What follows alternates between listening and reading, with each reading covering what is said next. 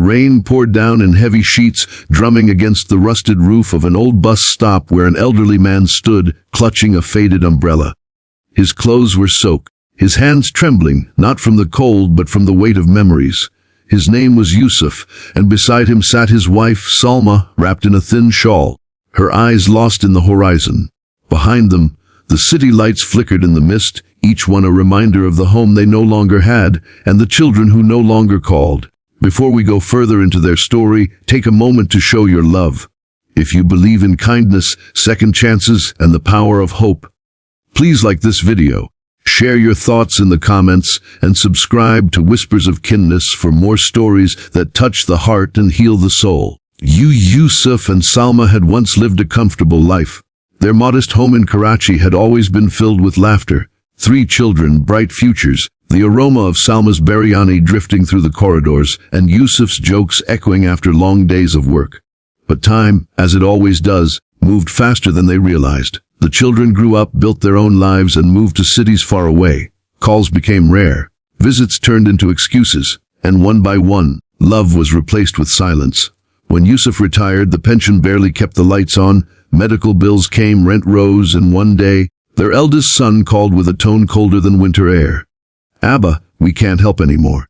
You should sell the house and move somewhere cheaper." The words cut deeper than any knife, and within months, the home that had seen decades of their life was sold to strangers.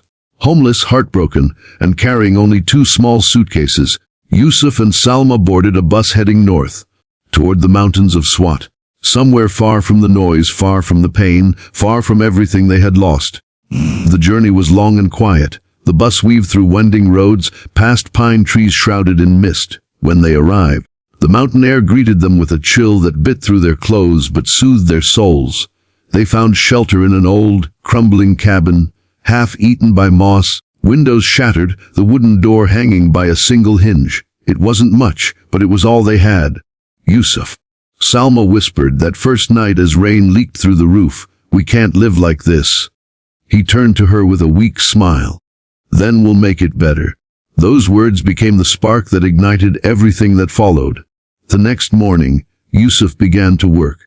He scavenged for wood in the forest, patching the walls with whatever he could find. Salma cleaned the floors with her hands, her nails cracked and bleeding, yet she never complained.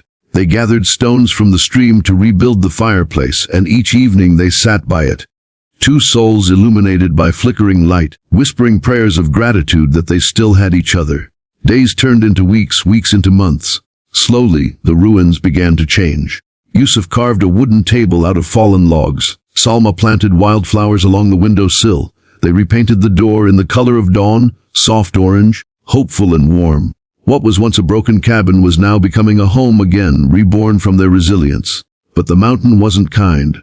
Winters were brutal. Snowstorms howled through the night, freezing water pipes and bending trees to the ground. Yusuf's hands stiffened with arthritis, and Salma's cough grew worse with each passing day. Yet they refused to give up. Every morning, she'd light incense and say, "Allah still gives us breath, Yusuf. That means we're meant to live." They survived on simple meals, bread, tea, and whatever they could grow in the small patch of earth behind the cabin. In spring, they planted potatoes. In summer, they grew spinach and beans. Birds began to visit their garden, resting on the fence and singing at dawn. And when the flowers bloomed for the first time, Salma cried, not because of sadness, but because beauty had returned to their lives through their own hands. One day, a young hiker named Adil lost his way in the forest. Cold and hungry, he stumbled upon the cabin. Yusuf opened the door with his warm smile, the same one he used to greet guests back in Karachi. "Come in, son. You look frozen." That night they shared their last bowl of soup with him. Adil, deeply moved, couldn't believe how much warmth existed in this place of solitude. He took photos of the cabin, the garden, and the couple who had built paradise out of ruin. When he returned home, he shared their story online, never expecting what would follow. Within days, thousands of people were moved by their tale. Comments poured in. "This is love in its purest form. I want to meet them. They deserve the world." Soon, a group of volunteers arrived at the mountain. They brought wood, food, tools, and even a small solar panel. The couple, at first shy, accepted their help with tears in their eyes.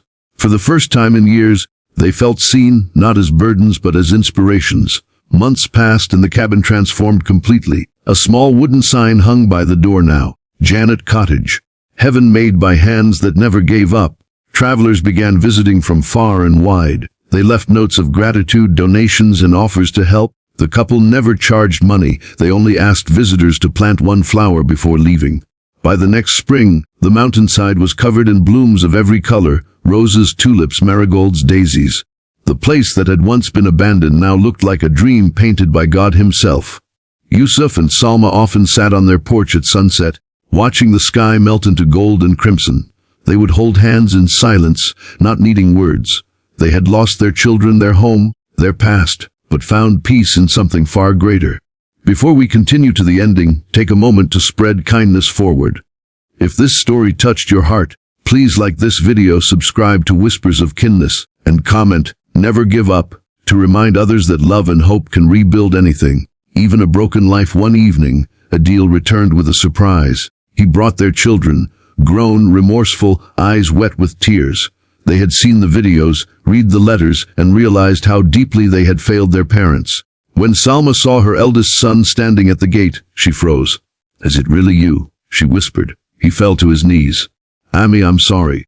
We thought we were building our futures, but we forgot the hands that built us." Tears fell freely that night. Forgiveness didn't come easily, but it came. The family sat together by the fire, sharing stories, laughter, and the kind of silence that feels like healing. The mountain that once echoed only with wind and rain now echoed with love once more. Years later, when Yusuf passed away in his sleep, the locals buried him beneath the largest oak near the cabin. Salma tended to his grave every morning until her last breath, whispering prayers of gratitude, not sorrow. Today, Janat Cottage still stands, a symbol of resilience, love, and the truth that even when the world turns its back on you, your hands can still build heaven on earth. And if you ever find yourself lost in the mountains of Swat, listen closely. You might still hear the wind whispering through the pines. Paradise is not found, it's made.